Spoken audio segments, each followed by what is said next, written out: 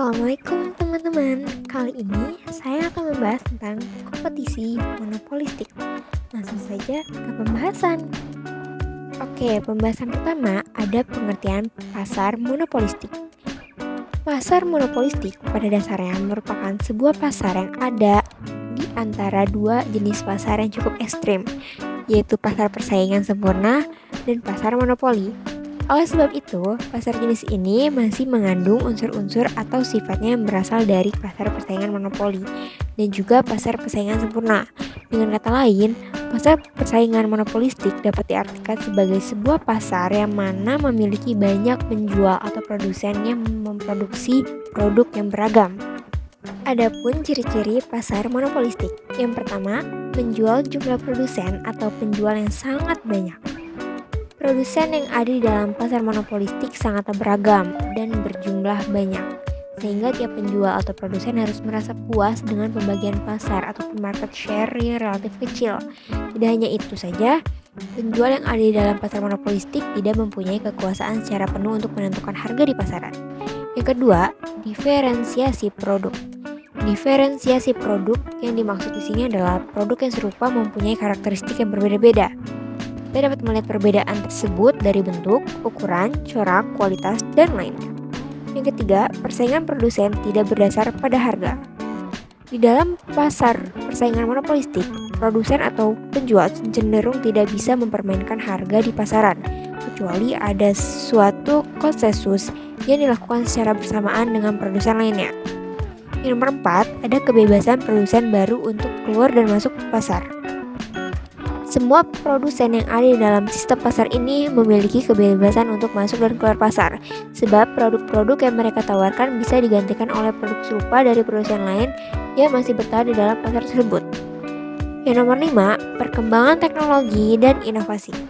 Karena adanya persaingan yang ketat dan banyaknya kompetitor di dalamnya, maka tiap produsen atau penjual dituntut untuk dapat terus memberikan sebuah inovasi terhadap produk yang mereka tawarkan. Hal tersebut juga menyebabkan teknologi dapat berkembang dengan cepat untuk mengimbangi inovasi yang diinginkan oleh para produsen. Oke, selanjutnya keuntungan dalam pasar persaingan monopolistik. Yang pertama, memaksimalkan keuntungan dalam jangka pendek. Permintaan yang ada dihadapi oleh semua produsen yang ada dalam pasar persaingan monopolistik mayoritas berasal dari keseluruhan permintaan konsumen atau pasar.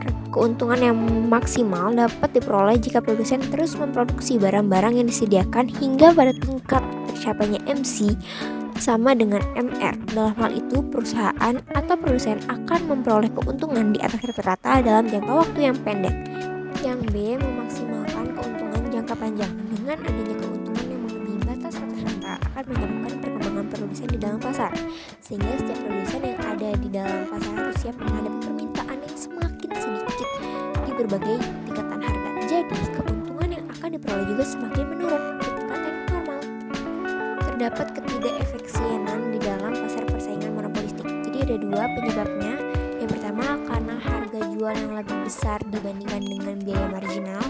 Yang kedua, kapasitas yang terlalu berlebih. Jika perusahaan mengalami kerugian minimum, maka mereka akan keluar dari pasar tersebut.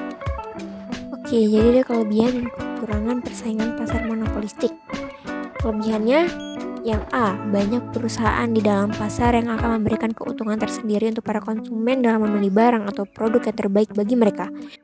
Yang B, adanya kebebasan untuk keluar dan masuk untuk para produsen, sehingga hal itu akan mendorong para produsen untuk selalu melakukan inovasi dalam setiap produk yang mereka tawarkan. Yang C, terdapat diferensiasi produk yang bisa mendorong para konsumen untuk lebih teliti dalam memilih produk yang nantinya akan dibeli dan bisa membuat setiap konsumen bisa lebih selektif terhadap produk yang akan dipilih. Dan yang D, pasar tersebut relatif cukup mudah kita jumpai karena sebagian besar kebutuhan sehari-hari ada di dalam pasar monopolistik. Oke, kekurangan pasar monopolistik. Yang A, pasar monopolistik ini memiliki tingkat persaingan yang cukup tinggi, baik dalam hal harga, kualitas, maupun layanan. Sehingga para produsen yang tidak mempunyai modal dan pengalaman yang cukup akan lebih cepat keluar dari pasar itu. Yang B, dibutuhkan modal yang cukup besar untuk dapat masuk ke dalam pasar tersebut, sebab para pemilik usaha yang ada di dalamnya mempunyai skala ekonomi yang tinggi. Yang C, pasar ini bisa mendorong berbagai perusahaan untuk selalu memberikan inovasi, sehingga hal itu akan meningkatkan biaya produksi yang nantinya berimbas kepada harga produk yang harus dibayar oleh para konsumen. Pembahasan selanjutnya ada faktor dari pasar monopoli. Yang pertama, memiliki sumber daya. Sumber perusahaan bisa monopoli pasar karena kepemilikan sumber daya yang unik dan juga istimewa tidak dimiliki oleh perusahaan lainnya. Untuk pemicu perekonomian monopoli yaitu adanya suatu perusahaan yang berkuasa, baik itu semua bahan mentah yang ada ataupun sebagian besar saja. Yang kedua, skala ekonomis. Perusahaan akan memperoleh keuntungan dalam tingkat maksimum apabila tingkat produksi yang ada di dalam perusahaan tersebut cukup besar. Yang ketiga, pendapatan hak monopoli dari pemerintah. Hak cipta dan hak paten adalah jaminan hukum yang bermanfaat untuk menghindari adanya penjebakan sebuah usaha untuk mengembangkan jenis teknologi guna bisa menciptakan produk baru akan memberikan keuntungan untuk perusahaan itu sendiri. Contoh pasar monopolistik. Yang pertama, pabrik rokok. Pabrik rokok seperti Jarum, Gudang Garam, Jisamsu, dan lainnya sama-sama memproduksi rokok. Tapi setiap perusahaan mempunyai ciri khasnya masing-masing. Bahkan harga yang dipatok oleh masing-masing perusahaan juga berbeda-beda.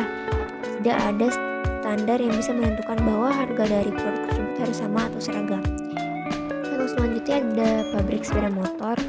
Pasar persaingan monopolistik yang di Indonesia adalah pabrik sepeda motor, yaitu Honda ataupun Yamaha, di mana motor keluaran Honda selalu dianggap lebih irit dibandingkan dengan sepeda motor merek yang lainnya. Sementara motor keluaran Yamaha sebenarnya mempunyai tenaga yang unggul dibandingkan dengan sepeda motor lainnya. Hal itu sama saja dengan salah satu contoh yang ada di dalam pasar persaingan monopolistik, di mana kedua brand tersebut sama-sama memproduksi sepeda motor, akan tetapi keduanya mempunyai karakteristik yang cukup berbeda. Terima kasih yang sudah menonton video saya tentang penjelasan persaingan pasar monopolistik. Saya akhiri, wabillahi taufiq wal hidayah. Wassalamualaikum warahmatullahi wabarakatuh.